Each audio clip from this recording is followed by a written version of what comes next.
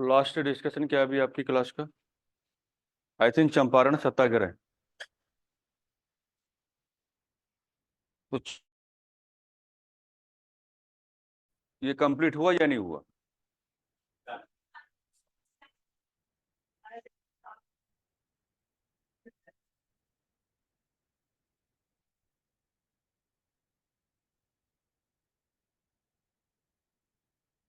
अच्छा, चंपारण सत्याग्रह की समस्याओं को हमने कैलकुलेट किया है और इन समस्याओं को हमने कांग्रेस के लखनऊ सेशन के साथ भी जोड़ लिया था, है कि नहीं? तो पहले एक काम करेंगे आप लोग कि कल क्लास के लास्ट में जो हमने आपको ओरली समझाया था उसकी लैंग्वेज पहले आप बनाएंगे।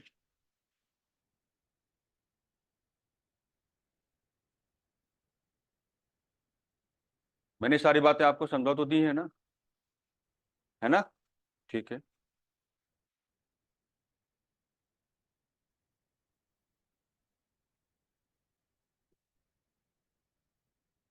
तो पहले आपको लैंग्वेज बनाना है, ठीक है? बाकी डिस्कशन बाद में करेंगे। और राजकुमार शुक्ल, यहाँ से शुरुआत करते हैं।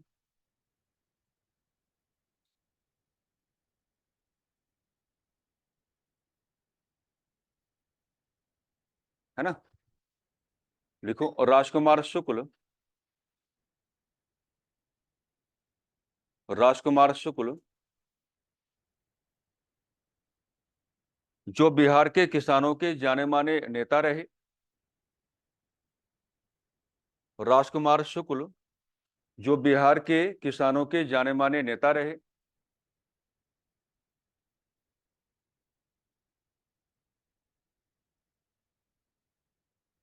चंपारण के किसानों की समस्याओं को लेकर।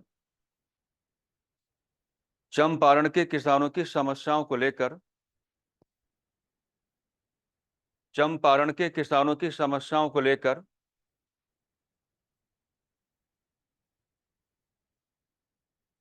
उन्होंने अपना प्रस्तुतिकरण। चंपारण के किसानों की समस्याओं को लेकर उन्होंने अपना प्रस्तुतिकरण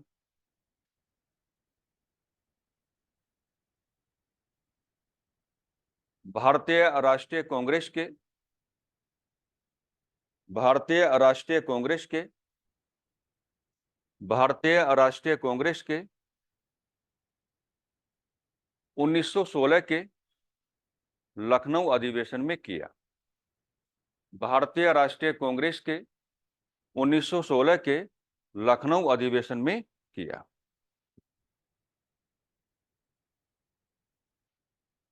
और राजकुमार शुक्ल का यह मानना था। राजकुमार शुक्ल का यह मानना था। राजकुमार शुक्ल का यह मानना था कि यदि बाल गंगाधर तिलक, सारी बातें मैंने आपको समझा रखी हैं, ठीक है? कि यदि बाल गंगाधर तिलक, कि यदि बाल गंगाधर तिलक चंपारण के किसानों की समस्याओं को सुन लेते हैं। कि यदि बाल गंगाधर तिलक चंपारण के किसानों की समस्याओं को सुन लेते हैं। कि यदि बाल गंगाधर तिलक चंपारण के किसानों की समस्याओं को सुन लेते हैं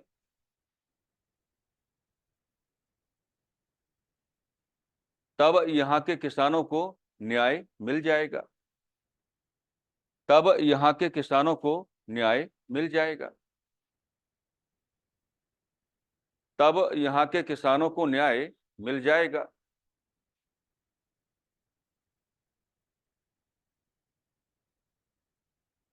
लेकिन जैसा कि हम जानते हैं कि लेकिन जैसा कि हम जानते हैं कि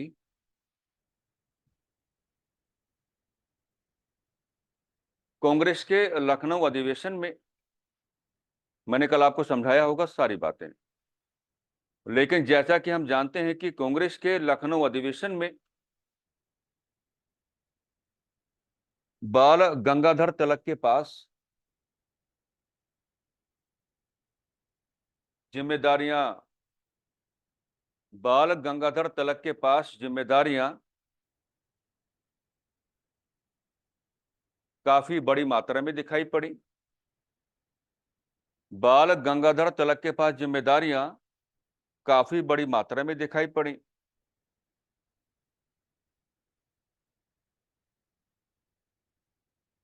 उन्हें एक ओर तो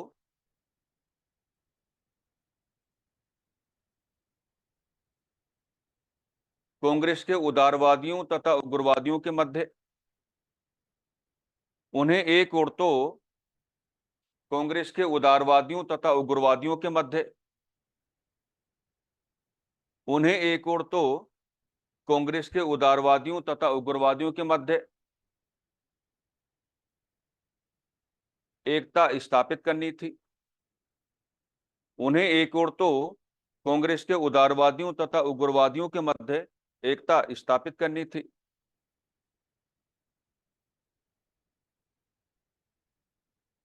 वहीं दूसरी ओर लखनऊ समझौते को भी संपन्न करवाना था। वहीं दूसरी ओर लखनऊ समझौते को भी संपन्न करवाना था। वहीं दूसरी ओर लखनऊ समझौते को भी संपन्न करवाना था। इसी नाते बाल गंगाधर तिलक इसी नाते बाल गंगाधर तिलक और राजकुमार शुक्ल को समय नहीं दे पाए। इसी कारण बाल गंगाधर तिलक और राजकुमार शुक्ल को समय नहीं दे पाए और चंपारण के किसानों की समस्याओं का हल नहीं निकल पाया और चंपारण के किसानों की समस्याओं का हल नहीं निकल पाया और चंपारण के किसानों की समस्याओं का हल नहीं निकल पाया।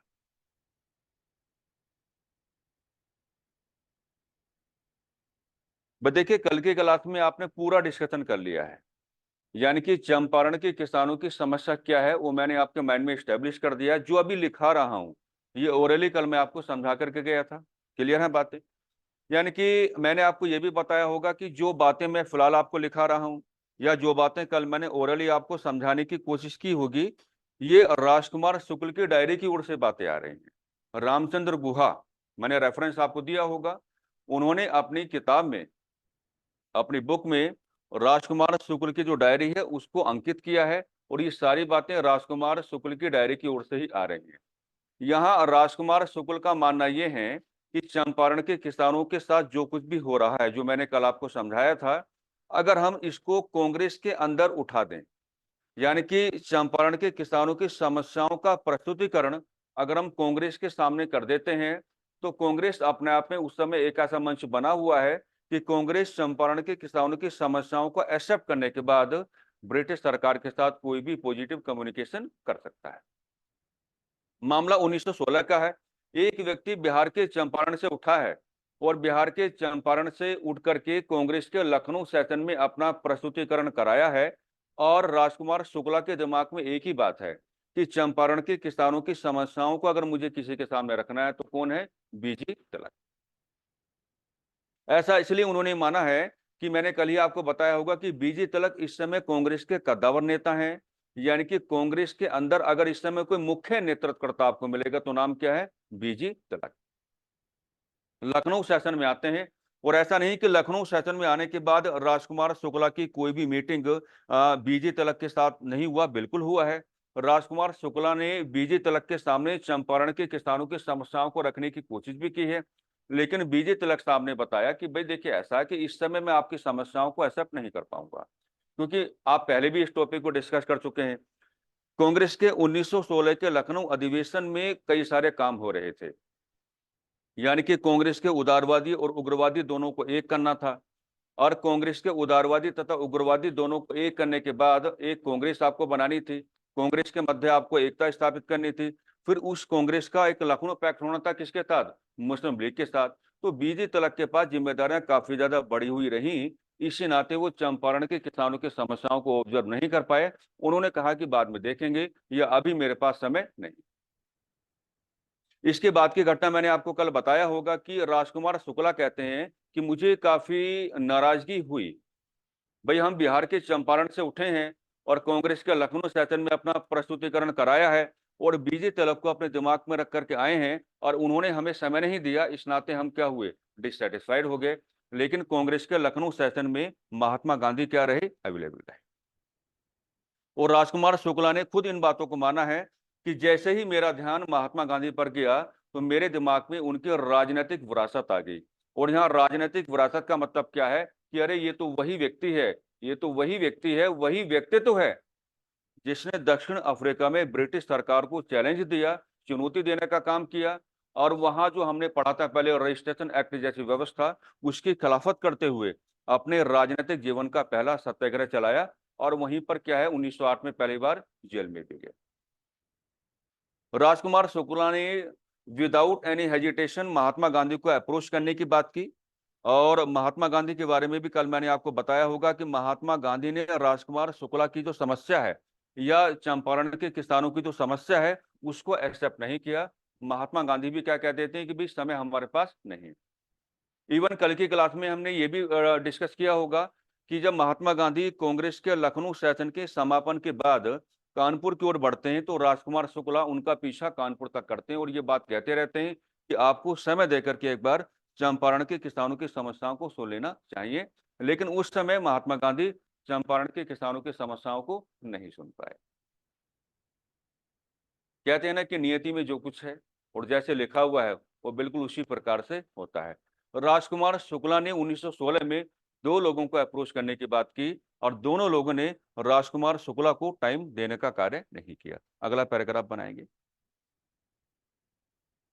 आप, नोटबुक।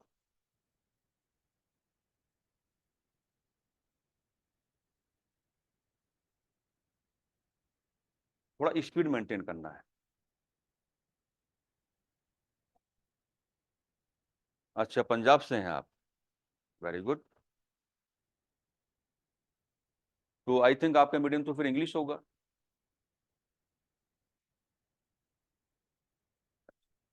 मतलब चुनाव आपको हिंदी मीडियम का करना है या इंग्लिश मीडियम का करना है? हिंदी का करना है। चलिए कोई बात नहीं, धीरे धीरे आपकी स्पीड भी मेंटेन हो जाएगी। लेकिन एक बात समझ लें, एक तो आप जेल पेन से लिखना बंद करें, अदरवाइज आपकी कॉपी जब्त हो जाएगी। मुख्य परीक्षा में जेल पेन से लिखने की अनुमति नहीं है। इसको रख दें साइड में, या किसी को दे दें, और पैसे मत मांगना उससे, ठीक है? मुख्य परीक्षा में जेल पेन से अगर ऑनलाइन भी कोई लिख रहा होगा, तो जेल पेन से नहीं लिखेंगे, वॉल पेन से लिखेंगे, black and blue. Red pen का आपको इस्तेमाल नहीं करना है, वॉल पेन आपको यूज करना है, ब्लैक एंड ब्लू। अगर मैं कहता हूं कि पेन चेंज करना है, तो ब्लैक पेन से लिखना है। नॉर्मली जो बातें आपको लिखनी है, ब्लू पेन से आपको लिखनी है। और आप लोग समझ जाइएगा, आपको स्पीड मेंटेन करके चलना है। क्योंकि मुख्य परीक्षा में अगर आपने स्पीड को मेंटेन नहीं किया, आप कितने भी नॉलेजेबल हों, आप एक बहुत ही पॉजिटिव कंटेंट वहां पर नहीं दे पाएंगे, या अपनी बातों को संपूर्णता में नहीं कह पाएंगे, है ना? तो अगर शुरुआत में राइटिंग थोड़ा दाएं बाएं जाता है, तो जाने दीजिए उसको, उससे कोई फर्क नहीं पड़ता है ना? घर में जाकर के इन बातों को आप री ऑब्जर्व कर सकते हैं, और री ऑब्जर्व करके इनका एक फेयर नोट्स भी आप बना सकते हैं। लेकिन क्लास में आने का पर्पज ये है कि अगर मैं कुछ स्पीड के साथ भी आपको लिखाने की बात करूंगा, तो आपको ये नहीं लेना कि मेरा कुछ छूट गया है। आपको ये लेकर के चलना है कि आपकी स्पीड मेंटेन हमको करवानी है। इस नाते कई बार आज तो मैं बड़ा स्लो बोल रहा हूँ, आप जानते हैं मैं काफी तेज बोल के चलता हूँ, और तेज बोलने का रीजन यही है कि आपकी स्पीड क्या हो जाए, मेंटेन हो जाए। चलिए, बहरहाल पहले क्या करते हैं कि चंपारण वाले मुद्दे को पूरा सॉर्ट आउट करते हैं, फिर अगला टॉपिक स्टार्ट करेंगे। अगला पैराग्राफ आपको बनाना है। वर्ष 1916 के कांग्रेस के लखनऊ अधिवेशन में ही, वर्ष 1916 के कांग्रेस के लखनऊ अधिवेशन में ही, वर्ष 1916 के कांग्रेस के लखनऊ अधिवेशन में ही महात्मा गांधी भी उपस्थित रहे, अवेलेबल रहे। महात्मा गांधी भी उपस्थित रहे, महात्मा गांधी भी उपस्थित रहे। चंपारण के किसानों की समस्याओं के संदर्भ में, चंपारण के किसानों की समस्याओं के संदर्भ में, चंपारण के किसानों की समस्याओं के संदर्भ में राजकुमार शुक्ल ने, चंपारण के किसानों की समस्याओं के संदर्भ में राजकुमार शुक्ल ने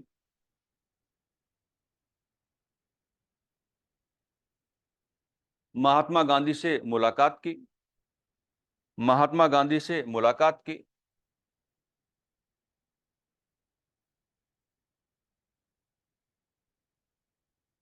लेकिन दुर्भाग्य रहा चंपारण के किसानों का, लेकिन दुर्भाग्य रहा चंपारण के किसानों का, लेकिन दुर्भाग्य रहा चंपारण के किसानों का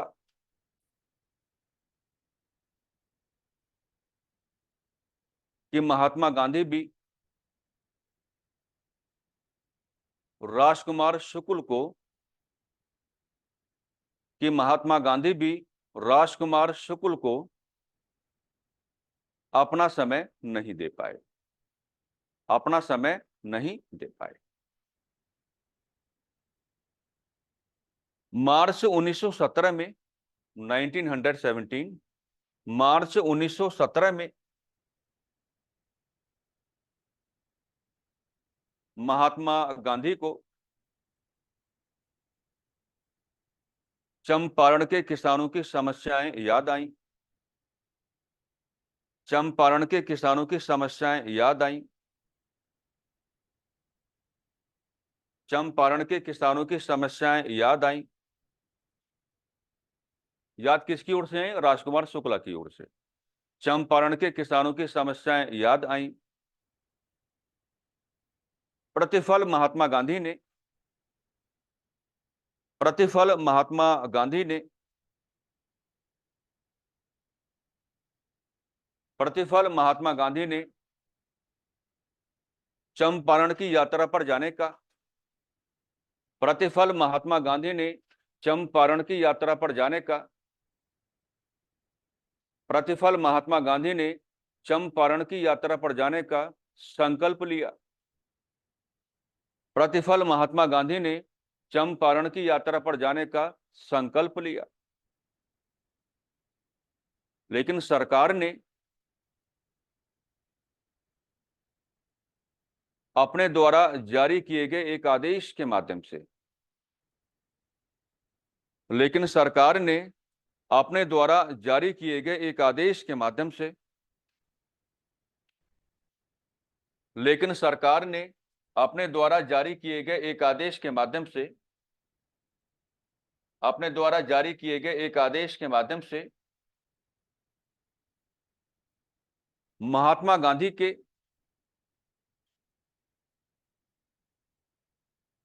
चंपारण में प्रवेश करने पर प्रतिबंध लगा दिया, महात्मा गांधी के चंपारण में प्रवेश करने पर प्रतिबंध लगा दिया,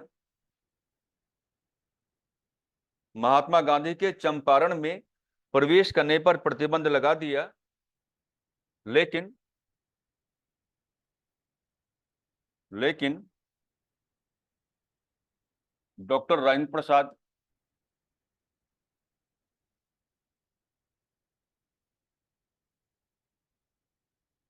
महादेव देसाई, कल हमने इन पे बातें की थी, महादेव देसाई, आचार्य जेबी कृपलानी, आचार्य जेबी कृपलानी, नरहरि पारिख, नरहरि पारिख,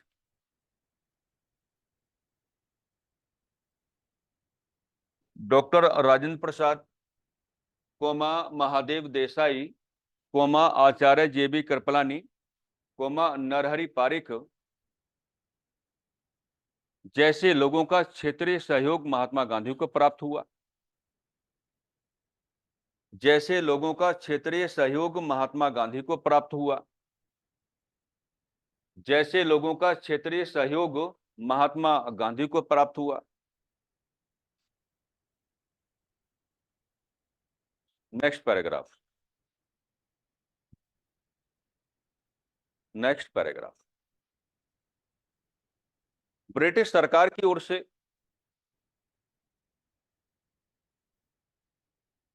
चंपारण के किसानों की समस्याओं को ब्रिटिश सरकार की ओर से चंपारण के किसानों की समस्याओं को ब्रिटिश सरकार की ओर से चंपारण के किसानों की समस्याओं को सुनने के उद्देश्य से ब्रिटिश सरकार की ओर से चंपारण के किसानों की समस्याओं को सुनने के उद्देश्य से एक समिति का गठन करवाया गया। एक समिति का गठन करवाया गया। एक समिति का गठन करवाया गया।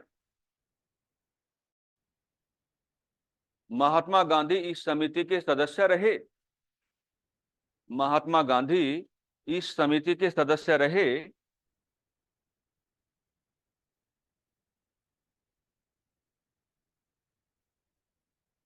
और उन्होंने सरकार को समझाते हुए कहा और उन्होंने सरकार को समझाते हुए कहा और उन्होंने सरकार को समझाते हुए कहा और उन्होंने सरकार को समझाते हुए कहा कि चंपारण के किसानों के साथ चंपारण के किसानों के साथ आप ही के लोग गैर कानूनी व्यवहार कर रहे हैं। आप ही के लोग गैर कानूनी व्यवहार कर रहे हैं। मैंने कल आपको समझाया था ये सब कुछ। आप ही के लोग गैर कानूनी व्यवहार कर रहे हैं।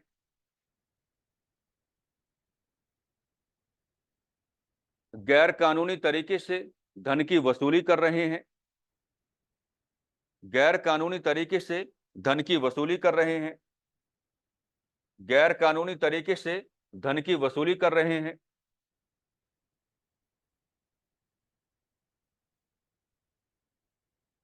गांधी जी के समझाने पर गांधी जी के समझाने पर चंपारण के किसानों को तीन कठिया, इसके बारे में कल हमने डिस्कस किया था। गांधी जी के समझाने पर चंपारण के किसानों को तीन कठिया पद्धति से मुक्ति दे दी गई। तीन कठिया पद्धति से मुक्ति दे दी गई। तीन कठिया पद्धति से मुक्ति दे दी गई।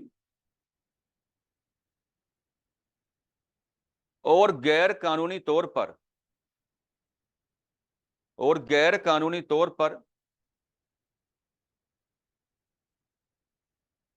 जिस धन की वसूली की गई थी और गैर कानूनी तौर पर जिस धन की वसूली की गई थी उसका 25% उसका 25% चंपारण के किसानों को लौटाना पड़ा। उसका 25% चंपारण के किसानों को लौटाना पड़ा। चंपारण के किसानों को लौटाना पड़ा।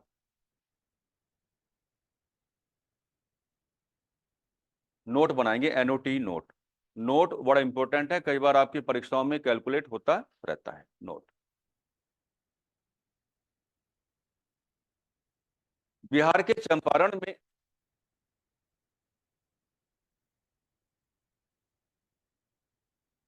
महात्मा गांधी की जो बिहार के चंपारण में महात्मा गांधी की जो गतिविधि सामने आई, बिहार के चंपारण में महात्मा गांधी की जो गतिविधि सामने आई, वो ध्यान में रखते हुए सर आवाज कट रही है आपकी।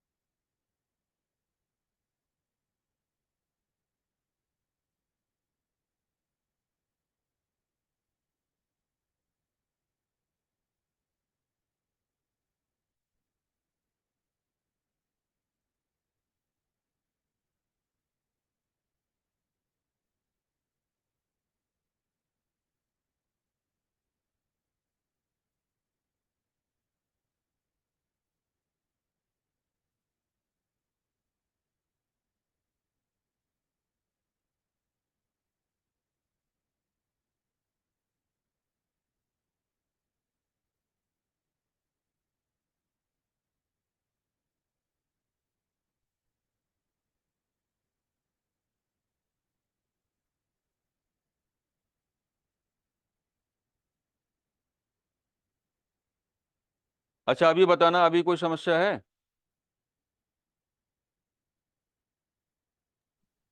सर क्लियर आवाज। ठीक है, नोट में आपको बात लिखनी है। बिहार के चंपारण में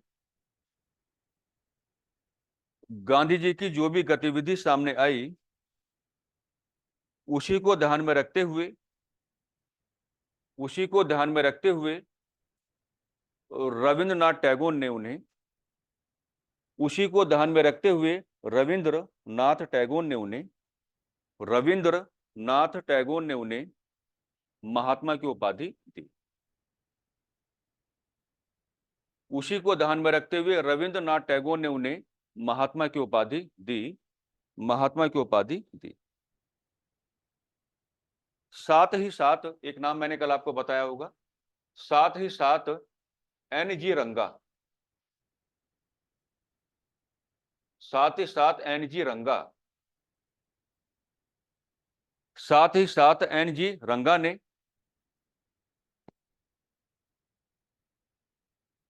चंपारण में साथ ही साथ एनजी रंगा ने चंपारण में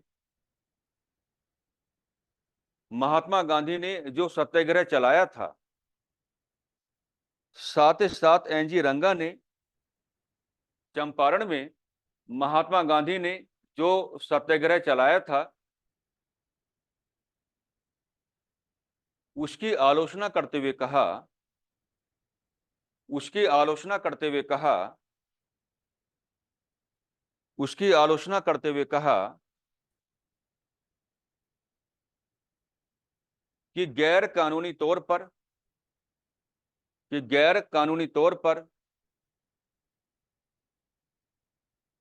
चंपारण के किसानों से कि गैर कानूनी तौर पर चंपारण के किसानों से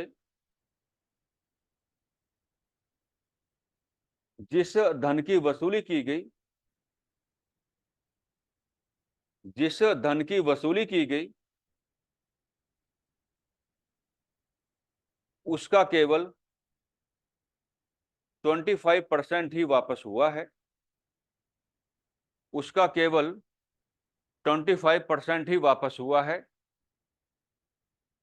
उसका केवल 25% ही वापस हुआ है। 75% का क्या? 75% का क्या?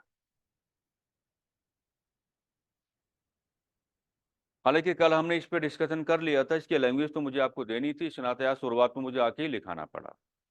अब हम लोग गांधी जी को आगे थोड़ा बढ़ाने की बात करते हैं। अगला कार्यक्रम देखना, पहले इसको मैं समझा देता हूं आपको। आपके लिए मैं क्या करूंगा, हर टॉपिक को बगल में क्या लिख दूंगा, इंग्लिश में लिख दूंगा। ठीक है, आपको दिक्कत नहीं आएगी। महात्मा गांधी का भारत में जो नेक्स्ट मूवमेंट आपको देखना है, उसका नाम है अहमदाबाद। इसको पूरा ऑब्जर्व करना अच्छे से, है ना। अहमदाबाद मील मजदूर आंदोलन। अहमदाबाद मील मजदूर आंदोलन। एक्टिविटी कब की है? 1918 की। यानी कि अहमदाबाद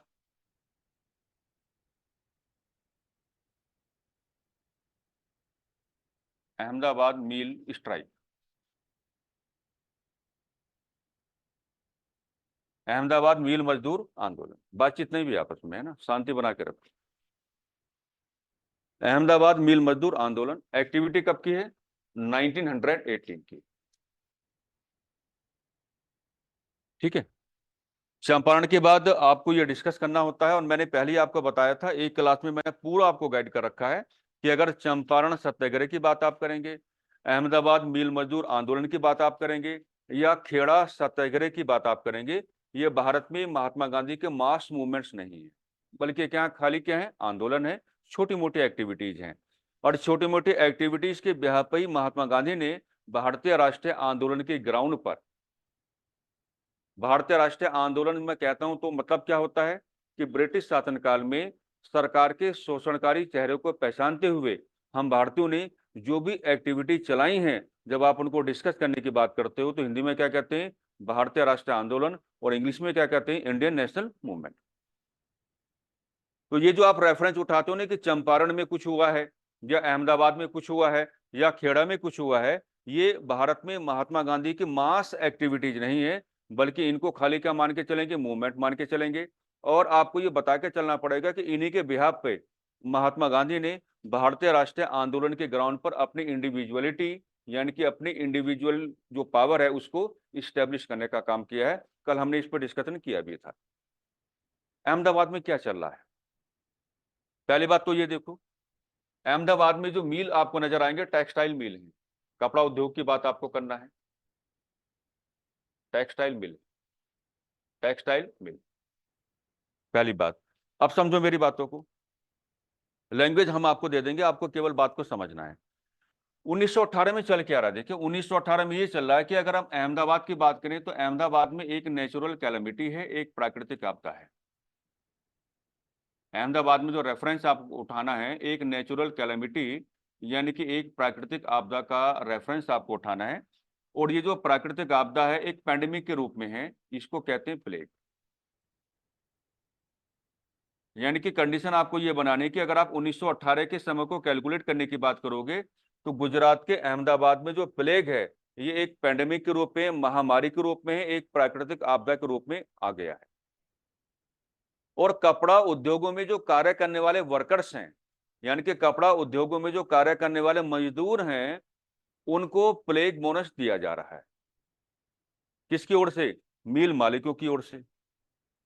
और प्लेग बोनस को दिया जाना मिल मालिकों की ओर से ये है कि भैया अगर आप हमारे वर्कर्स हो, अगर आप हमारे लिए उत्पादन करते हो, तो अगर आपको प्लेग जैसी महामारी का सामना करना है तो जनरली जो हम सैलरी आपको प्रोवाइड करते हैं, हो सकता है कि उसमें आपको दिक्कतों का सामना करना पड़ जाए, इसलिए हम आपको क्या है, प्लेग बोनस देते हैं ताकि आप अपना इलाज करा पाएं, इसमें कोई समस्याओं का सामना आपको ना करना पड़े। अब कहानी ये बनती है कि प्लेग जैसी महामारी पूरी तरीके से समाप्त नहीं हुई है ना। प्लेग जैसी महामारी पूरी तरीके से समाप्त नहीं हुई है, लेकिन कपड़ा उद्योगों के जो आपके मिल मालिक हैं उन्होंने प्लेग बोनस को देना बंद कर दिया। और जैसे ही प्लेग बोनस को देना बंद कर दिया तो कपड़ा उद्योगों के अंदर के जो वर्कर्स हैं ये कहां चले गए? स्ट्राइक पर, यानी कि हड़ताल पर चले गए। महात्मा गांधी को इसकी सूचना मिली, अब बात को समझना, महात्मा गांधी को इसकी सूचना मिली और महात्मा गांधी तुरंत कहां पहुंचते हैं? अहमदाबाद पहुंचते हैं। और अहमदाबाद पहुंचने के बाद मजदूरों के समर्थन में भूख हड़ताल पर चले जाते हैं।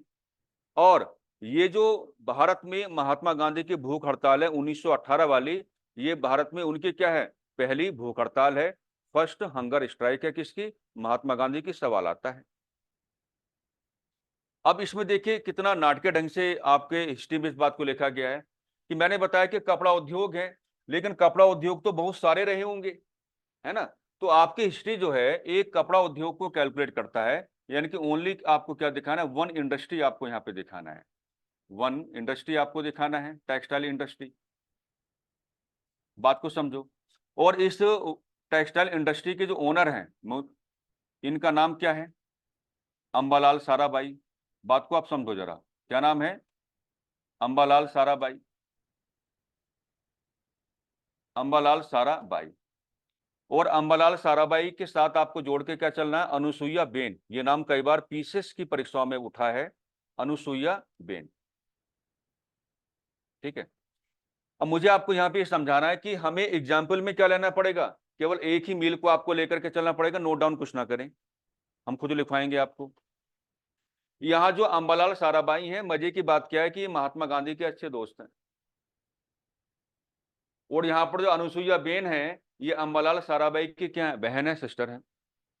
महात्मा गांधी जैसे ही यहाँ पर आकर के मजदूरों के समर्थन में भूख हड़ताल पर जाते हैं और इस हंगर स्ट्राइक को महात्मा गांधी की भारत में फर्स्ट हंगर स्ट्राइक माना जाता है, तो अनुसुईया बेन जो हैं वो अपने भाई की खिलाफत करते हुए महात्मा गांधी के साथ भूख हड़ताल पर बैठ जाती हैं।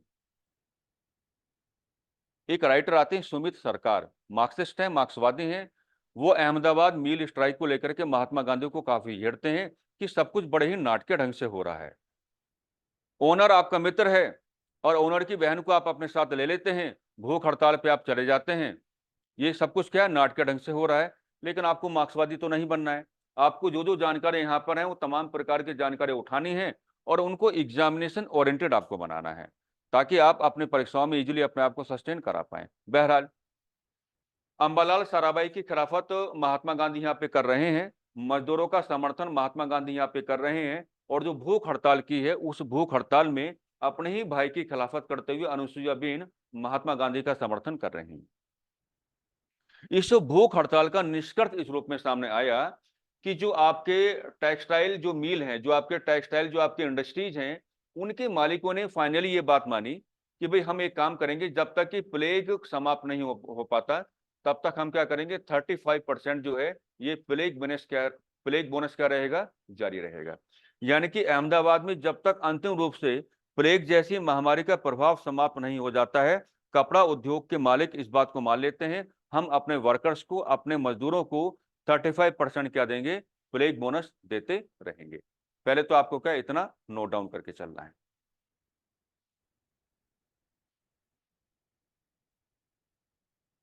वर्ष 1918 में गुजरात के अहमदाबाद में, वर्ष 1918 में गुजरात के अहमदाबाद में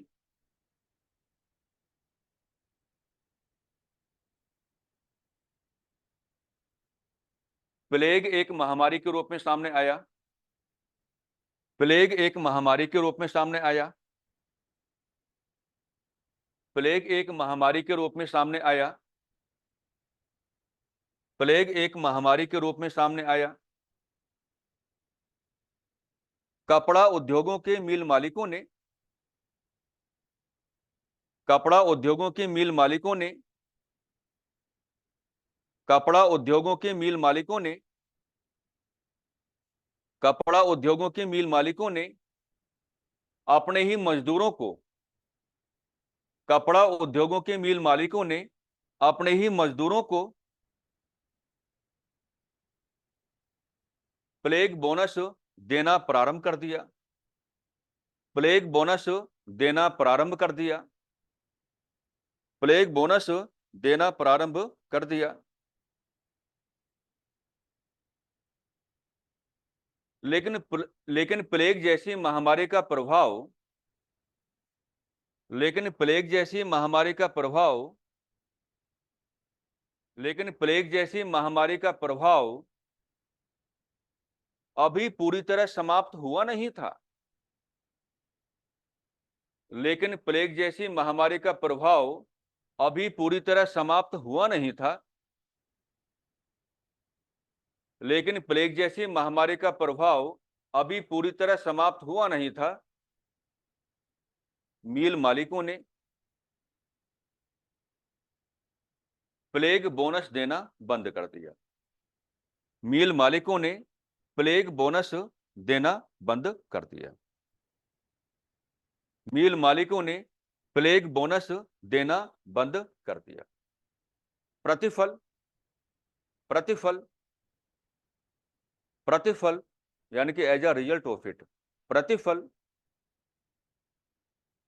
कपड़ा उद्योगों के मजदूर हड़ताल पर चले गए। प्रतिफल, कपड़ा उद्योगों के मजदूर हड़ताल पर चले गए। प्रतिफल, कपड़ा उद्योगों के मजदूर हड़ताल पर चले गए। महात्मा गांधी भी, महात्मा गांधी भी इस घटना की सूचना पाकर, महात्मा गांधी भी इस घटना की सूचना पाकर अहमदाबाद पहुंचे। महात्मा गांधी भी इस घटना की सूचना पाकर अहमदाबाद पहुंचे। अहमदाबाद पहुंचे और मजदूरों के समर्थन में भूख हड़ताल पर चले गए। और मजदूरों के समर्थन में भूख हड़ताल पर चले गए। और मजदूरों के समर्थन में भूख हड़ताल पर चले गए। महत्वपूर्ण बात तो यह है कि, महत्वपूर्ण बात तो यह है कि पेन चेंज कर दो अपना। महत्वपूर्ण बात तो यह है कि इस भूख हड़ताल को इस भूख हड़ताल को महत्वपूर्ण बात तो यह है कि इस भूख हड़ताल को भारतीय राष्ट्रीय आंदोलन के धरातल पर भारतीय राष्ट्रीय आंदोलन के धरातल पर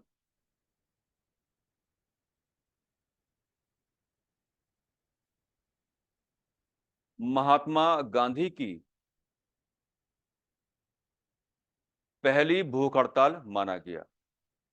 महात्मा गांधी की पहली भूख हड़ताल माना गया।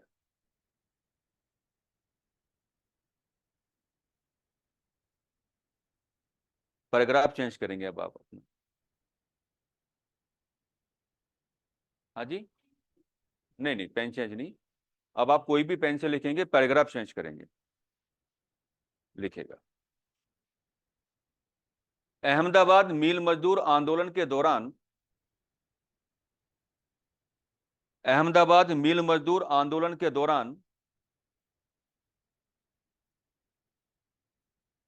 महात्मा गांधी का मुख्य टकराव अहमदाबाद मिल मजदूर आंदोलन के दौरान महात्मा गांधी का मुख्य टकराव मेन कॉन्फ्लिक्ट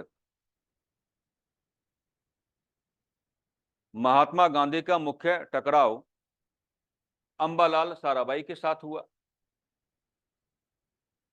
अंबालाल साराभाई के साथ हुआ।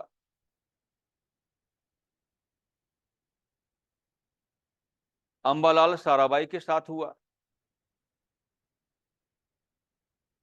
अनुसुईया बेन अनुसुईया बेन, ये नाम इंपॉर्टेंट है पीसेस के लिए। अनुसुईया बेन जो अंबालाल साराभाई की बहन थी।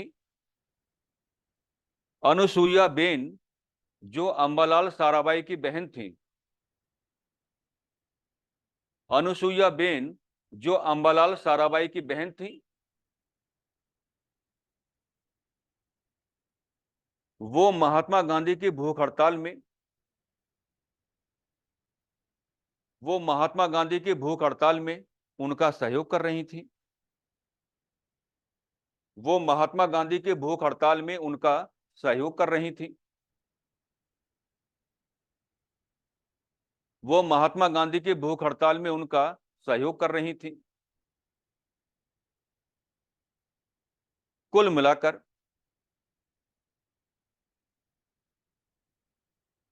कपड़ा उद्योगों की मिल मालिक कुल मिलाकर कपड़ा उद्योगों की मिल मालिक कुल मिलाकर कपड़ा उद्योगों की मिल मालिक इस बात के लिए राजी हो गए कुल मिलाकर कपड़ा उद्योगों के मिल मालिक इस बात के लिए राजी हो गए कि प्लेग जैसी महामारी जब तक प्लेग जैसी महामारी संपूर्ण तौर पर समाप्त नहीं हो जाती संपूर्ण तौर पर समाप्त नहीं हो जाती संपूर्ण तौर पर समाप्त नहीं हो जाती तब तक 35% तब तक 35% प्लेग बोनस हम अपने मजदूरों को देते रहेंगे हम अपने मजदूरों को देते रहेंगे।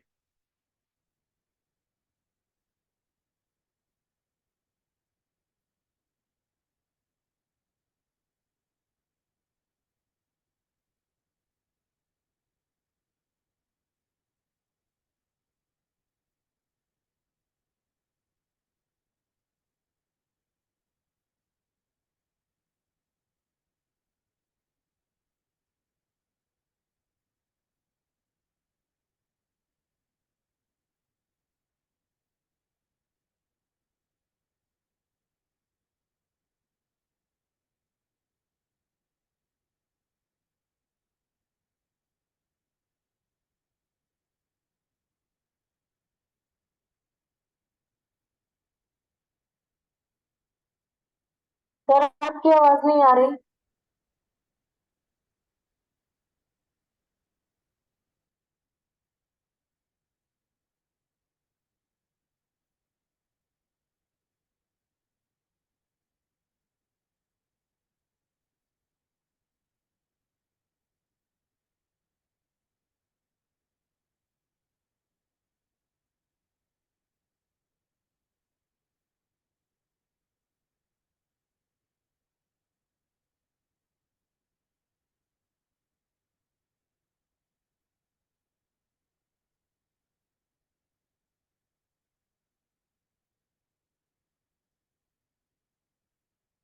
ले आए,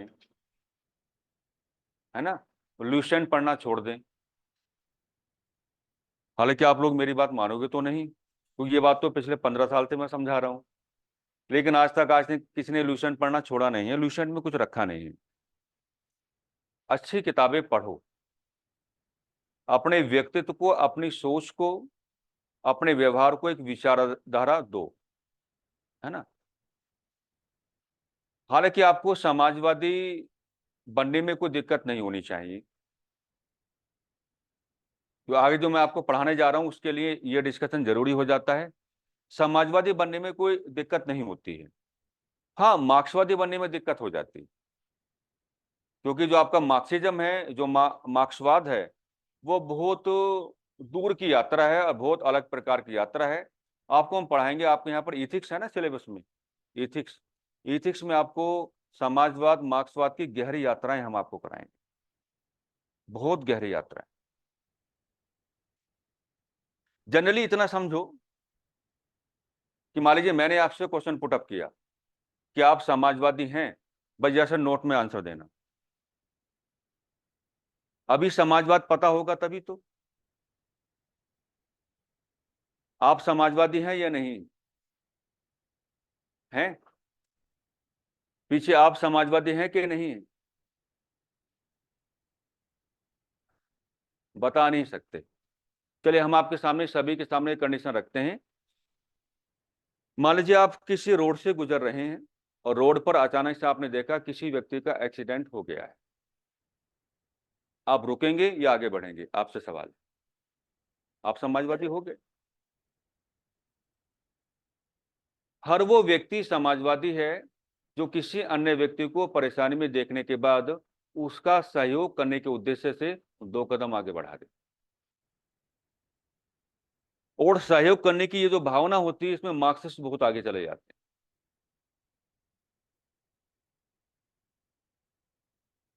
एक चैप्टर आता है आपके आधुनिक भारत में ही, मराठास। मराठास को शुरुआती दौर में लीड करने का काम किया था शिवाजी महाराज ने। और जब जब मुझे इस चैप्टर को पढ़ाने का मौका मिलता है तो मैं हमेशा शिवाजी महाराज को एक पक्का समाजवादी प्रमाणित करके चलता हूं, क्योंकि जब तक शिवाजी महाराज ने मराठाओं का राजनीतिक नेतृत्व किया तब तक मराठास की ओर से शिवाजी महाराज की खिलाफत कोई नहीं कर पाया। इसका मतलब क्या हुआ कि शिवाजी महाराज सबको साथ लेकर के चले, किसी को पीछे छोड़ करके नहीं चले। हर वो व्यक्ति, हर वो संस्थान, हर वो संस्था, हर वो संगठन समाजवादी है जो सभी को साथ लेकर के चलने की बात करता है, किसी को पीछे छोड़ने की बात नहीं करता है। इंडियन आर्मी, उसका एक बहुत इंपॉर्टेंट टीचिंग होता है कि अगर आप बैटल फील्ड में जाते हैं तो अपने किसी साथी को पीछे छोड़ के नहीं आएंगे। ये सेंटेंस पता क्या है? समाजवाद। आज की भारत सरकार क्या कहती है? सबका साथ, सबका विकास। ये क्या है? ये समाजवादी आदर्श है, ये समाजवादी चिंतन है। ऐसा मैं इस नाते आपको समझा रहा हूं क्योंकि एक अधिकारी के तौर पर जब आप काम करने की बात करेंगे तो आपके दुनिया भर के व्यक्तिगत हित हो सकते हैं। आपको अपने व्यक्तिगत हितों को किनारे लगाना पड़ेगा और आपको समाजवादी व्यवहार करना पड़ेगा। आपके यहाँ पर नीति शास्त्र को जोड़ने का एक यही पर्पज है कि जो संबंधित अभ्यर्थी है, हम एक पेपर के माध्यम से ये चेक कर लें कि वो कितना नैतिक है, कितना अनैतिक है। नैतिक तो आपको बनना पड़ेगा। इस क्लास से पहले हम एक इंटरव्यू में बैठे हुए थे, हमने एक अभ्यर्थी से सवाल पूछा कि अगर आप उत्तराखंड के किसी कोने में एज ए एसडीएम काम कर रहे हैं और जिस क्षेत्र में आप काम कर रहे हैं वहां पर कोई सांप्रदायिक हिंसा पनप गई है और सांप्रदायिक हिंसा ने ऐसा माहौल तैयार कर दिया है कि आपको गोली चलानी पड़ेगी, आप किसी को मारें या हवा में फायर करें, तो क्या आप गोली चला सकते हैं? और अंतिम विकल्प यही है, गोली चलाने का, चाहे किसी को सामने से मारो चाहे हवा में फायर करो। अभ्यर्थी ने कहा कि मैं गोली चला दूंगा।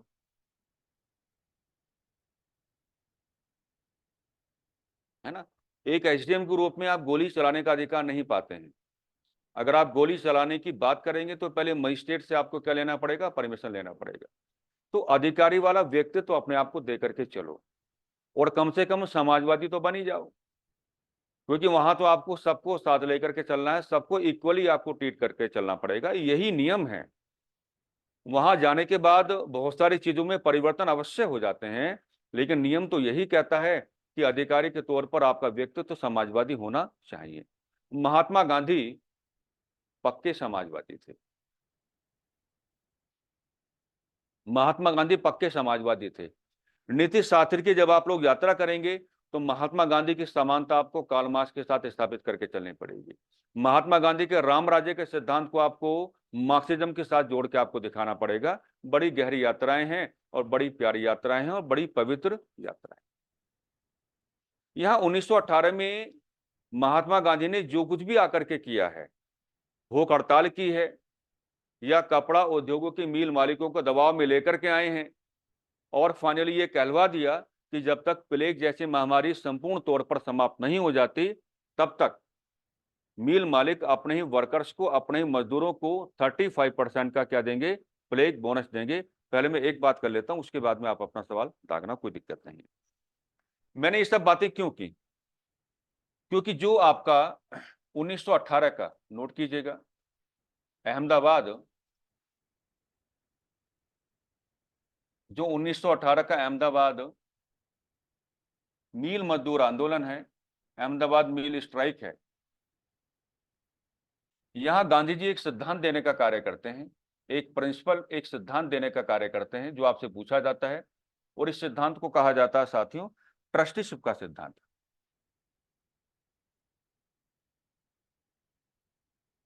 ट्रस्टीशिप का सिद्धांत। एक सवाल तो आपको यही बन गया कि अगर आपसे पीसीएस में कई बार ये क्वेश्चन पुट अप हो चुका है कि निम्न में से ऐसी कौन सी एक्टिविटी है जिसके दौरान या जिस समय महात्मा गांधी ने ट्रस्टीशिप का सिद्धांत दिया, हिंदी इंग्लिश में ऐसा ही है।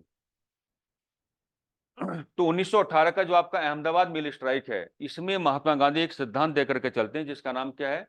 ट्रस्टीशिप का सिद्धांत। सबसे पहले तो आपको यह बता के चलना पड़ेगा कि महात्मा गांधी का जो सिद्धांत है, महात्मा गांधी को एक समाजवादी व्यक्ति के रूप में परिभाषित करता है। एक समाजवादी यानी कि सोशलिस्ट, एक समाजवादी व्यक्ति के रूप में परिभाषित करता है, एक समाजवादी व्यक्ति के रूप में डिफाइन करता है, एक समाजवादी व्यक्ति के रूप में क्या परिभाषित करता है। एक समाजवादी व्यक्ति के रूप में परिभाषित करता है। ठीक है, अब इस सिद्धांत के माध्यम से महात्मा गांधी आपको क्या समझाना चाह रहे हैं, आप मुझे जरा बहुत क्लोजली ऑब्जर्व करके चलना। बड़ा ही प्यारा सिद्धांत है। मान लीजिए आपने क्या कहा, आपने कहा कि हमने लिया यूके, आप यूके के अंदर बैठे हुए हैं, यूके का हमने क्या बनाया? पर्टिकुलर कोई भी ज्योग्राफिकल रीजन, ये बनाया आपने, है ना, और इस पर्टिकुलर ज्योग्राफिकल रीजन में आपने कोई भी उद्योग स्थापित करवा दिया है, एनी टाइप ऑफ इंडस्ट्री। इस भौगोलिक क्षेत्र में आपने क्या है? किसी उद्योग को स्थापित करवा दिया है, यानी कि एनी टाइप ऑफ इंडस्ट्री को आपने क्या स्थापित करवा दिया। तो ये बताओ, पहले इस बात को समझते हैं कि उद्योग में क्या होना है? उत्पादन। उद्योग में क्या होना है? प्रोडक्शन होना, उत्पादन होना है। उत्पादन के लिए आपको किसकी आवश्यकता पड़ेगी? वर्कर्स की, यानी कि मजदूरों की। तो वर्कर्स आप उत्तराखंड से ही लाना चाहोगे या बिहार से उठा के लेके आओगे? वर्कर्स आप उत्तराखंड से उठाओगे या बिहार से उठा के लेके आओगे? ये नियम तो यही कहता है। तो गांधी जी का ट्रस्टीशिप का जो आपका सिद्धांत है वो यही सबसे पहले आपको समझाएगा कि जिस रीजन में आपने किसी उद्योग को स्थापित किया है उसके आसपास के क्षेत्रों को रोजगार का अवसर सबसे पहले मिलना चाहिए। फिर आप देखो इस उद्योग में क्या होगा, आपका उत्पादन होगा। उत्पादन का मतलब क्या है कि वस्तुएं निकल के कहाँ आएंगी? बाहर आएंगी। तो वस्तुएं जब निकल के बाहर आएंगी तो आप उनसे सबसे पहले लाभान्वित महाराष्ट्र के लोगों को करवाना चाहोगे या उत्तराखंड के लोगों को, आसपास के क्षेत्रों को? तो महात्मा गांधी कहते हैं कि अगर किसी भी भौगोलिक परिवेश में आपने किसी उद्योग एवं धंधे को स्थापित कर दिया है तो चाहे तो आपको वर्कर्स की आवश्यकता की पूर्ति करनी हो, चाहे जो आपने जिन वस्तुओं को उत्पादित किया है उनकी बात करनी हो, सबसे पहला जो बेनिफिट मिलना चाहिए वो आसपास के क्षेत्रों को मिलना चाहिए। बात आ रही समझ में? दूसरी गहरी बात महात्मा गांधी अपने ट्रस्टीशिप के सिद्धांत के माध्यम से ये कहते हैं कि मान लीजिए आपने उत्तराखंड के किसी कोने में कोई उद्योग स्थापित कर दिया। अब अगर आपने उत्तराखंड के किसी कोने में कोई उद्योग स्थापित कर दिया तो आप उसको अपना क्या बताएंगे? ओनर बताएंगे, नहीं बताएंगे? भाई आपने इन्वेस्टमेंट किया है, आप उसको क्या बताएंगे? अपना ओनर बताएंगे कि मैं इस उद्योग के क्या हूं? ओनर हूं। लेकिन महात्मा गांधी का ट्रस्टीशिप का सिद्धांत ये कहता है कि अगर किसी व्यक्ति ने किसी भौगोलिक परिवेश में किसी उद्योग को स्थापित किया है तो उस उद्योग के संदर्भ में वो मालिकाना हक नहीं रखता। वो मालिकाना हक नहीं रखता, असल में वो तो ट्रस्टी है। ट्रस्टी होने का मतलब क्या है कि उसका जो उद्योग एवं धंधा है वो लोगों को क्या देगा? बेनिफिट देगा। वास्तविक मालिक कौन होते हैं किसी भी उद्योग एवं धंधे के? मजदूर, जो अपनी मेहनत से किसी भी उद्योग एवं धंधे को क्या है? जीवंत बनाकर रखते हैं। आपके पॉलिटी में जो आपका कॉन्स्टिट्यूशन है उसमें आर्टिकल 43 और 43A को कभी ऑब्जर्व करके देखना। तो आर्टिकल 43 और 43A जो आपका है वो महात्मा गांधी के इसी सिद्धांत से प्रभावित है। इसी नाते आप उनको क्या कहते हैं? समाजवादी अनुच्छेद भी कहते हैं। तो बड़ी गहरी बात क्या डाली। हालांकि आज के भौतिक युग में इन बातों को लागू करना उतना आसान तो नहीं है, लेकिन सिद्धांत अगर आपको कभी लिखना पड़ जाए तो इस सिद्धांत को जब आप लिखेंगे तो शुरुआत में अगर आप ये बता देंगे कि महात्मा गांधी अगर इस सिद्धांत को आपके सामने रख रहे हैं तो यह उनका समाजवादी चिंतन है। और मैंने बताया कि समाजवाद जो है वो किसी को पीछे नहीं छोड़ता, बल्कि वो क्या है? सभी को साथ लेकर के चलने की बात करता है। लिखो।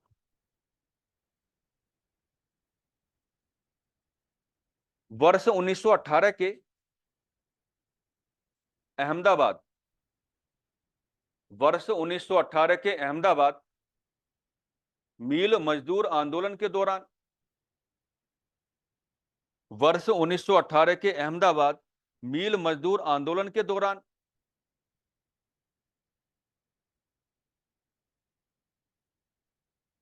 महात्मा गांधी ने अपना ट्रस्टीशिप का सिद्धांत दिया। महात्मा गांधी ने अपना ट्रस्टीशिप का सिद्धांत दिया।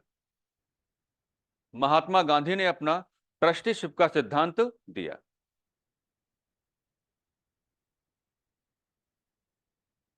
यह सिद्धांत महात्मा गांधी के व्यक्तित्व, यह सिद्धांत महात्मा गांधी के व्यक्तित्व, सोच, व्यवहार, यह सिद्धांत महात्मा गांधी के व्यक्तित्व, सोच, व्यवहार को समाजवादी दर्शाता है। समाजवादी दर्शाता है। समाजवादी दर्शाता है।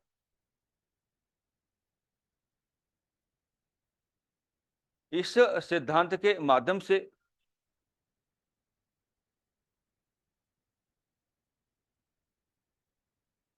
महात्मा गांधी ने समझाया, इस सिद्धांत के माध्यम से महात्मा गांधी ने समझाया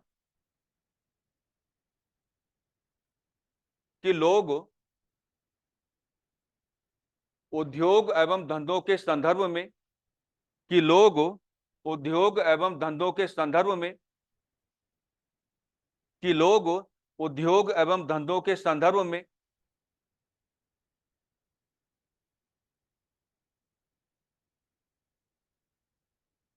कि लोग उद्योग एवं धंधों के संदर्भ में अपना मालिकाना हक दिखाना बंद कर दें, अपना मालिकाना हक दिखाना बंद कर दें, अपना मालिकाना हक दिखाना बंद कर दें।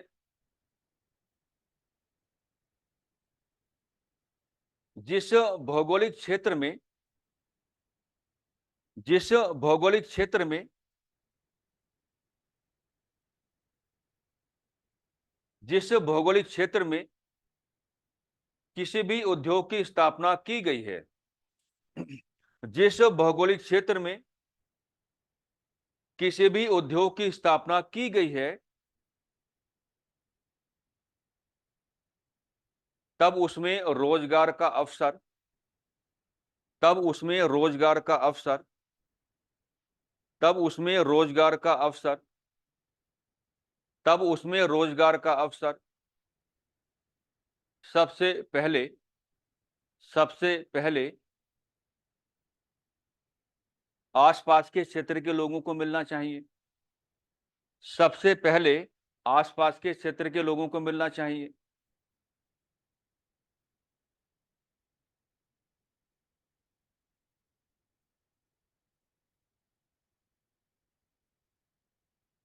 उद्योग में जिन वस्तुओं का उत्पादन उद्योग में जिन वस्तुओं का उत्पादन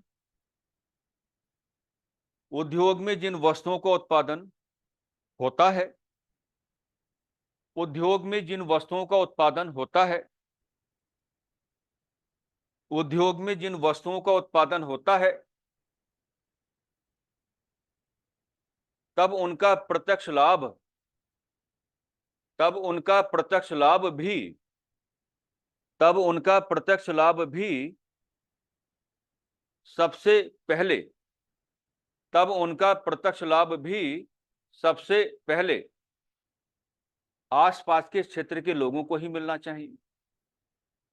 आसपास के क्षेत्र के लोगों को ही मिलना चाहिए।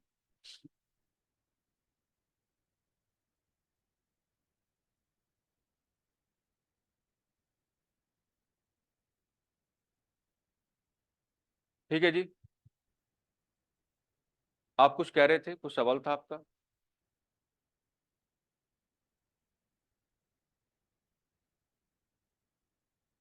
हम्म।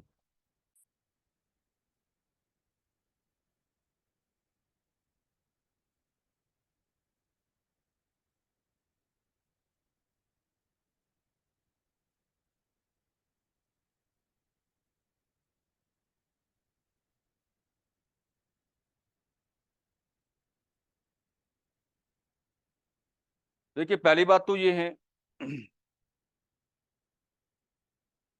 अगर आप हमारी क्लास की बात करेंगे तो हम तो अध्यापक है ही नहीं। मैं हमेशा बोलता हूं मैं टीचर नहीं। पीछे भाई गंभीर हो जाओ, गंभीरता आनी बहुत ज्यादा जरूरी। स्वामी विवेकानंदा ने अपनी एजुकेशन पॉलिसी के बिहार पर यह कहा कि जो लोग अध्यापन के कार्य के साथ जुड़े हुए हैं वो जाने अनजाने में अपने आप को अध्यापक या टीचर कहना बंद करें।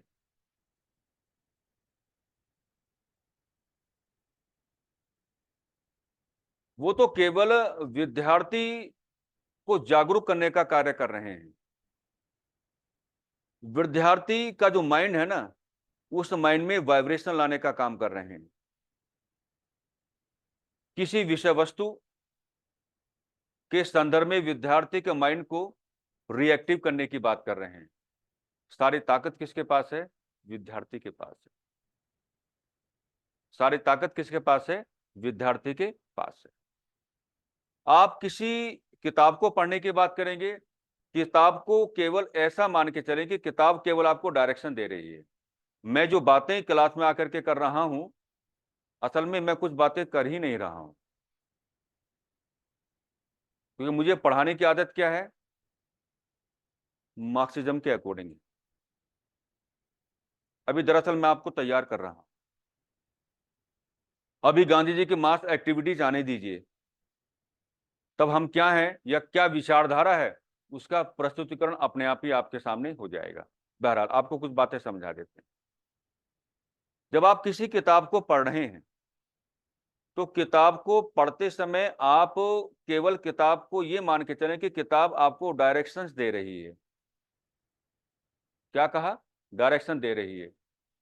किताब को पढ़ने के माध्यम से जो जानकारी आपने ऑब्जर्व की है, उस जानकारी को अपने अकॉर्डिंग समझो।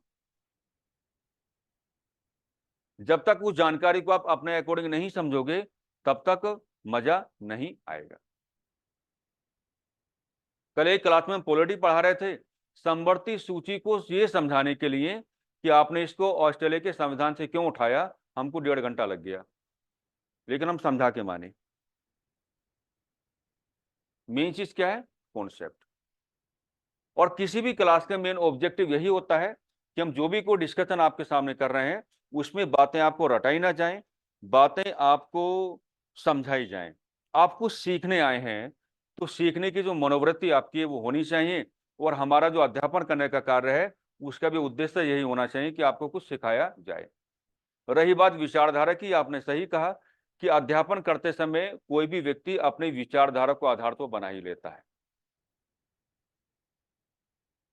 बिल्कुल बना लेता है, लेकिन वो विचारधारा दरअसल आपको केवल जागरूक करने का कार्य कर रही है। मैं अगर प्लेटो आपको पढ़ा दूं, तो आप आज से प्लेटोवादी ही बन जाओगे, मेरी गारंटी है। ऐसा पढ़ा दूंगा, लेकिन आपको प्लेटोवादी बनना नहीं है। आपको प्लेटो के जो टीचिंग्स हैं, प्लेटो के जो आदर्श हैं, उनसे आपको कुछ सीखना है, और सीखने के बाद एक प्रशासनिक अधिकारी के रूप में आप अपने राज्य को क्या दे सकते हैं, वो खुद आप तय करके चलेंगे। तो मैंने अगर आपको कुछ सिखाया, तो आप केवल सीखिएगा, मेरी विचारधारा को अपनी विचारधारा मत बनाओ। मैंने जो भी कोई बात आपके सामने रखी है, उससे कुछ सीखो, समझो, और उसको अपनी तराजू में तोल लो, और उसके बाद उसको आगे बढ़ाओ। मैं हमेशा कहता हूं कि किसी भी क्लास ने अगर एक दिन में आपको 4 पढ़ाया है, तो आपकी ताकत तो इसमें है कि आप घर में जाकर के उसको क्या बना दें, 8 बना दें। क्लास ने अगर 4 के रूप में आपको कोई बात पढ़ा दी है, और घर में जाकर के अगर आपने उसको 8 बना दिया है, मैं गारंटी देता हूं दुनिया की कोई भी ताकत आपको आपके सिलेक्शन से दूर नहीं कर सकती। वो धीरे धीरे आ जाएगा। मैंने कहा ना, अच्छे लोगों को पढ़ना शुरू करो। स्वामी विवेकानंदा मैंने एक क्लास में बताया, तो उनको आप लोग पढ़ना शुरू करो। महात्मा गांधी को भी पढ़ो, कार्ल मार्क्स को भी पढ़ो, प्लेटो को भी पढ़ो, अरस्तु को भी पढ़ो। ये सारे काम आपको करने पड़ेंगे। इसलिए मैंने बोलता रहता हूं कि लुसेंट का पीछा छोड़ दो। अधिकारी बनना है तो अच्छी किताबें पढ़ो। अगर रामचंद्र गुहा भी पढ़ लोगे, तो वो कांग्रेस की तारीफ करते हैं, बस इस लाइन को काट के चलना। लेकिन रामचंद्र गुहा ने जो भी प्रस्तुतिकरण किया है बातों का, भारत के विभाजन के ग्राउंड पर नींद नहीं आएगी अगर एक दिन पढ़ने बैठ गए तो, कि क्या हुआ, कैसे हुआ। तो वो जो दर्द है, उसको महसूस करना सीखो। अच्छी किताबें ही आपको सिखाएंगी, अच्छी विचारधारा ही आपको सिखाएंगी। लेकिन किसी किताब को कॉपी नहीं करना है, और ना ही किसी विचारधारा को कॉपी करना है। जब आप इन चीजों के साथ अपना जुड़ाव करोगे, तो आपको पता भी नहीं पड़ेगा, आपके अंदर खुद ही एक विचारधारा पनप जाएगी।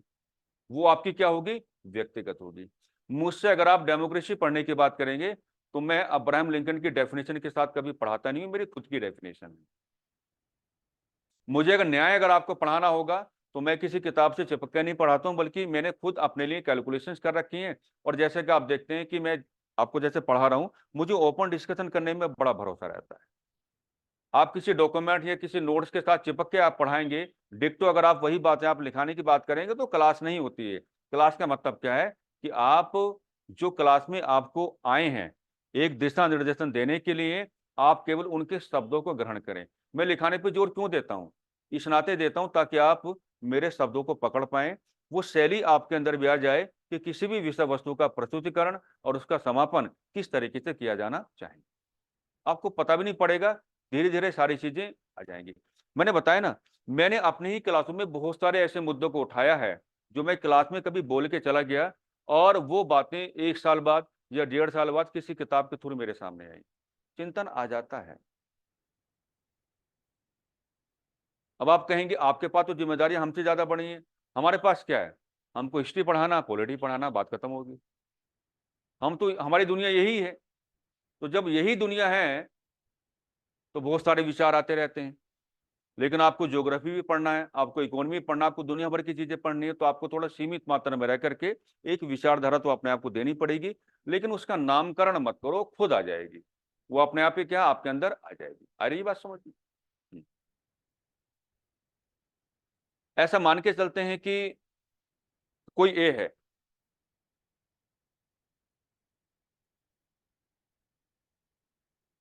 और ए आपके सामने क्या है?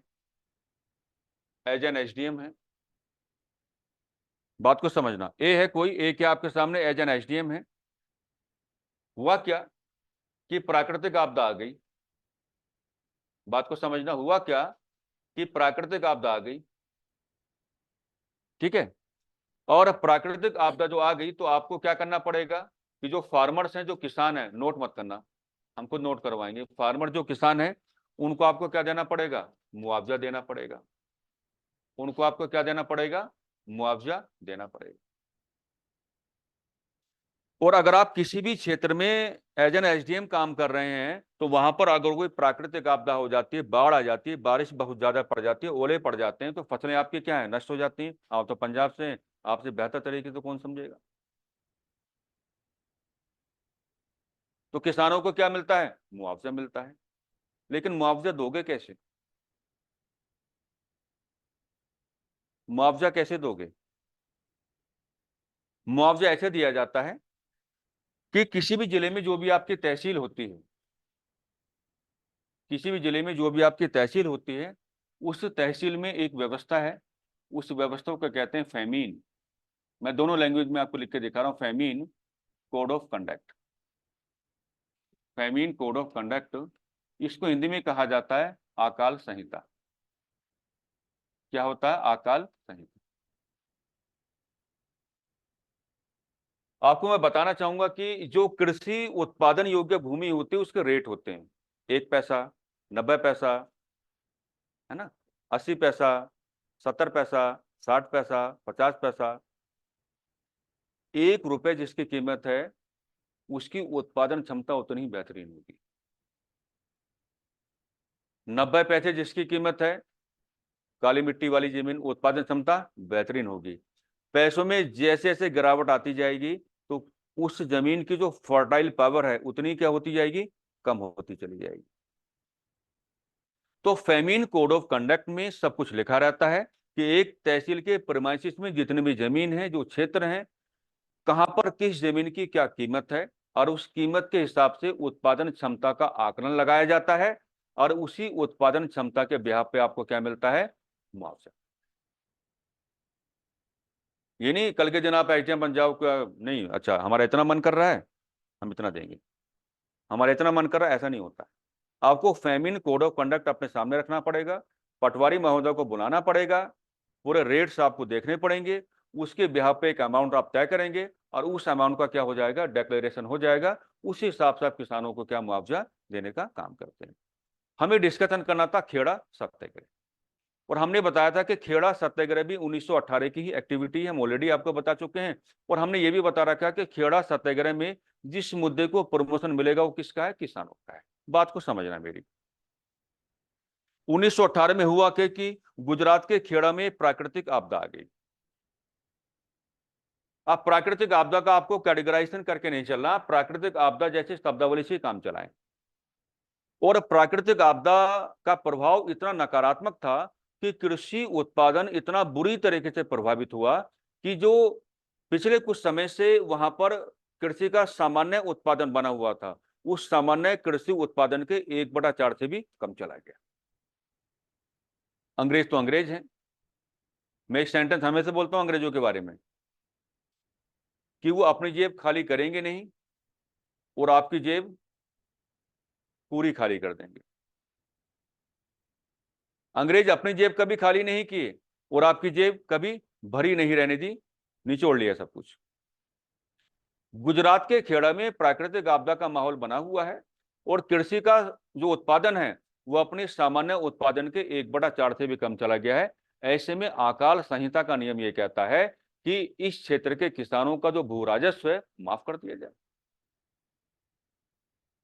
लेकिन यहाँ के जो आपके ब्रिटिश ऑफिशियल्स हैं वो लगातार यहाँ के किसानों से भू राजस्व की उगाही कर रहे हैं। ऐसे में जो वल्लभ भाई पटेल हैं, वल्लभ भाई पटेल यहाँ पर एक सत्याग्रह लॉन्च करते हैं जिसका नाम क्या था, खेड़ा सत्याग्रह। बाद में इसको महात्मा गांधी ने भी ज्वाइन करने का काम किया था। हम एक बात और आपको बताना चाहेंगे, वर्तमान भारत की राजनीति में सरदार वल्लभ भाई पटेल को महात्मा गांधी का दुश्मन बताया जाता है। ऐसा नहीं, भारतीय राष्ट्रीय आंदोलन के धरातल पर सरदार वल्लभ भाई पटेल महात्मा गांधी के अच्छे फॉलोअर माने गए। यहां से शुरुआत हो रही है। खेड़ा सत्याग्रह से जुड़ा हो रहा है किसका, वल्लभ भाई पटेल का महात्मा गांधी के साथ। और जब खेड़ा में उन्होंने किसानों का समर्थन किया और सत्याग्रह लॉन्च किया, तब उन्होंने महात्मा गांधी को कहा कि मैं आपके दिशा निर्देशों में रहते हुए व्यवहार करना चाहता हूं। महात्मा गांधी ने कहा कि आप शुरुआत कीजिएगा, हम बाद में आ जाते हैं। एक बात और बता रहा हूं, 1928 में आप वारदोली मूवमेंट पढ़ते हैं, वारदोली आंदोलन करके आगे एक टॉपिक आपके सामने आएगा। तो वारदोली भी गुजरात का मुद्दा रहेगा और वहां भी वल्लभ भाई पटेल ने किसानों के मुद्दों को उठाया। और जब किसानों के मुद्दों को उठाया तो बड़ा अच्छा व्यवहार किया, सरकार पर बड़ा ही इफेक्टिव प्रेशर जनरेट किया, हम आपको पढ़ाएंगे।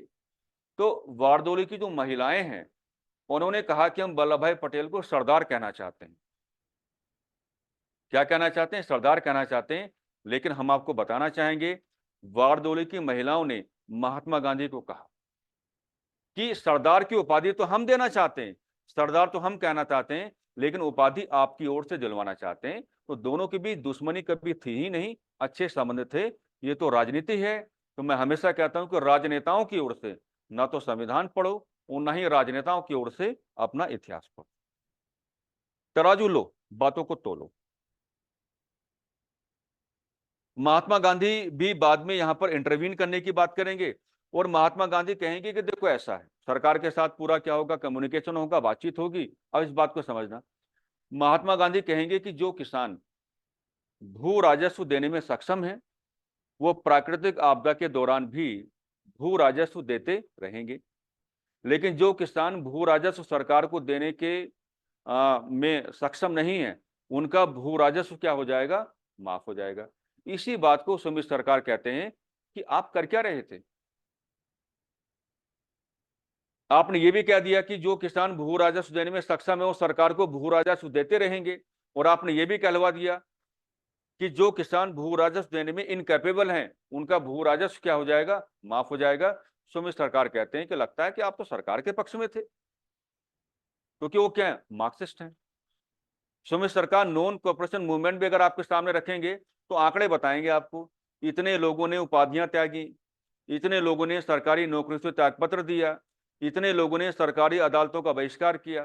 तो इसलिए मैंने कहा कि सुमित सरकार अभी मत पढ़ना, वो मार्क्सिस्ट है, बहुत तकड़े हिस्टोरियन है। लेकिन अभी आप उतने तैयार अपने आप को नहीं किए हो कि आप उनको डील कर पाओ, पढ़ पाओ। होता क्या है, किसान दो तरीके के होते हैं, आप अच्छी तरीके से समझ पाएंगे, बाकी लोग भी समझ पाएंगे। एक किसान ऐसा है कि उसने कृषि उत्पादन किया और जो उसने जमीन में उत्पादन किया उसका उत्पादन घर तक कभी पहुंचा ही नहीं। ठीक से क्या सेल आउट करना पड़ा, क्योंकि आपसे पैसा लिया, आपसे पैसा लिया, आपसे पैसा लिया, आपसे पैसा लिया। जैसे ही उत्पादन तैयार हुआ आप सब घर पहुंच गए, सुबह चाय, वो चाय पी रहा, आप सुबह पहुंच गए, हमारे पैसे वापस करो, पैसे वापस करने। हमारे यहाँ अधिकांश किसान इसी कैटेगरी में आते हैं। उत्पादन हुआ, उत्पादन कभी घर नहीं जाता है, यानी कि जमीन से ही उसको सेल आउट करना पड़ता है। एक किसान ऐसा भी होता है जिसके पास, आप ऐसा कह सकते हैं कि जमीन की मात्रा काफी ज्यादा है और जमीन की मात्रा अधिक होने के कारण उत्पादन भी क्या होगा, अधिक होगा। तो पिछले कुछ समय से मतलब उसको चिंता नहीं है, उत्पादन हुआ तो उत्पादन को वो अपने घर में स्टोर कर सकता है जब उसको रेट अच्छा मिलेगा उस हिसाब से अपने उत्पादनों को किसका पार्ट बना देगा, पार्ट ऑफ द मार्केट बना देगा, डजंट मैटर। तो गांधी जी जो ये कह रहे थे कि जो किसान लगान या भू राजस्व देने में सक्षम हैं, वो ऐसे किसान थे जो बहुत पहले से ही सक्षम हैं, यानी कि जिनकी जमीनों में कृषि उत्पादन बड़ी मात्रा में हो रहा था और उन्होंने मतलब जो है उनकी जो आर्थिक स्थिति क्या है, पहले से काफी ज्यादा मजबूत है। उनके बारे में कहा कि आप सक्षम हैं तो आप लगान दे दें, और बाकी जो किसान सक्षम नहीं है उनका लगान क्या हो जाएगा, माफ हो जाएगा। लिखो हेडिंग क्या बनाएंगे, खेड़ा सत्याग्रह।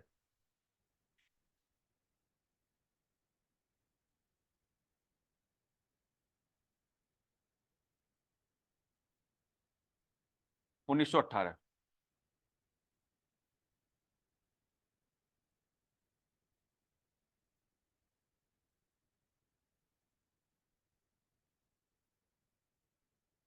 देखो वर्ष 1918 में गुजरात के खेड़ा में, वर्ष 1918 में गुजरात के खेड़ा में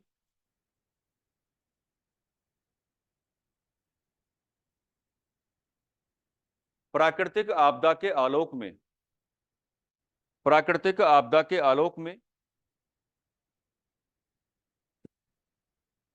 कृषि उत्पादन पर नकारात्मक प्रभाव पड़ा।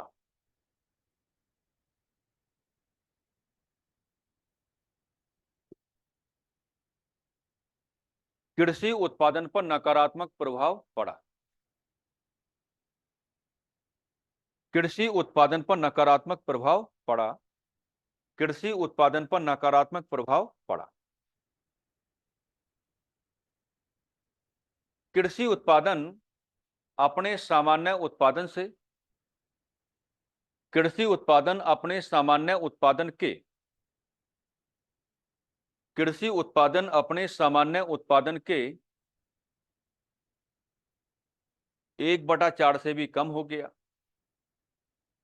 कृषि उत्पादन अपने सामान्य उत्पादन के 1/4 से भी कम हो गया। कृषि उत्पादन अपने सामान्य उत्पादन के 1/4 से भी कम हो गया। अकाल संहिता, अकाल संहिता की व्यवस्था यह कहती है, अकाल संहिता की व्यवस्था यह कहती है कि यदि कृषि उत्पादन, कि यदि कृषि उत्पादन अपने 1/4 के, सॉरी, कि यदि कृषि उत्पादन अपने सामान्य उत्पादन के, कि यदि कृषि उत्पादन अपने सामान्य उत्पादन के 1/4 से भी कम हो जाता है, 1/4 से भी कम हो जाता है,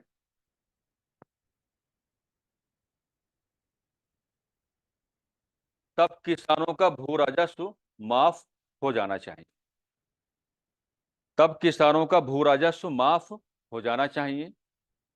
तब किसानों का भू राजस्व माफ हो जाना चाहिए। तब किसानों का भू राजस्व माफ हो जाना चाहिए। लेकिन गुजरात के खेड़ा में, लेकिन गुजरात के खेड़ा में ब्रिटिश सरकार के अधिकारी, लेकिन गुजरात के खेड़ा में ब्रिटिश सरकार के अधिकारी, लेकिन गुजरात के खेड़ा में ब्रिटिश सरकार के अधिकारी किसानों से भू राजस्व की वसूली कर रहे थे। किसानों से भू राजस्व की वसूली कर रहे थे। किसानों से भू राजस्व की वसूली कर रहे थे। ऐसे नकारात्मक माहौल में,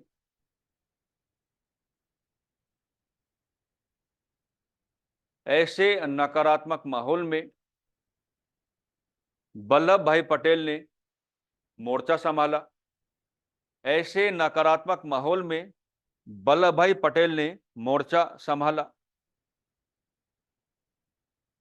ऐसे नकारात्मक माहौल में वल्लभ भाई पटेल ने मोर्चा संभाला।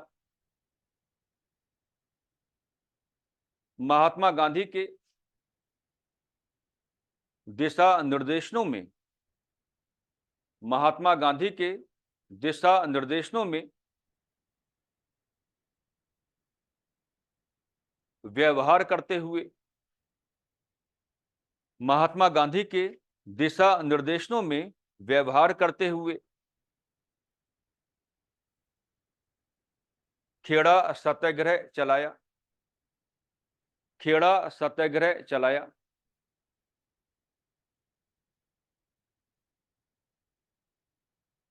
बाद में महात्मा गांधी ने हस्तक्षेप करते हुए कहा बाद में महात्मा गांधी ने हस्तक्षेप करते हुए कहा बाद में महात्मा गांधी ने हस्तक्षेप करते हुए कहा कि जो किसान भू राजस्व देने में सक्षम हैं कि जो किसान भू राजस्व देने में सक्षम हैं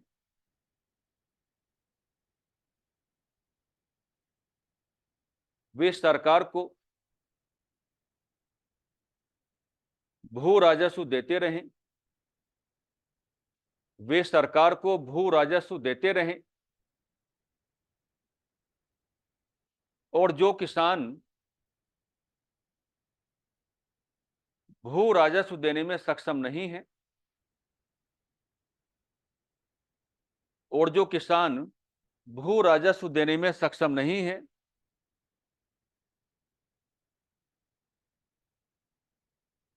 उनका भू राजस्व सरकार की ओर से माफ कर दिया जाएगा। उनका भू राजस्व सरकार की ओर से माफ कर दिया जाएगा।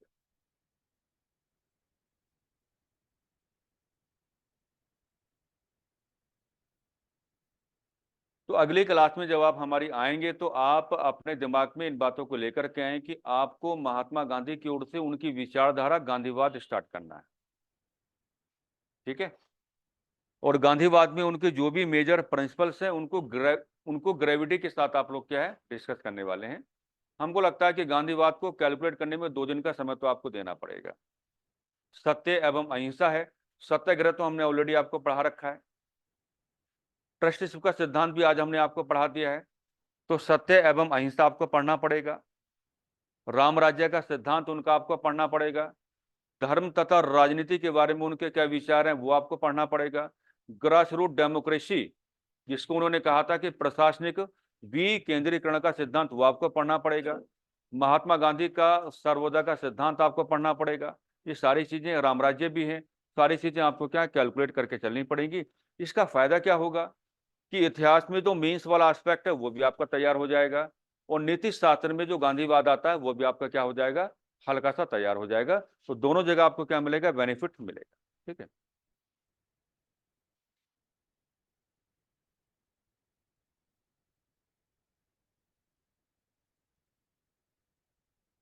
किसको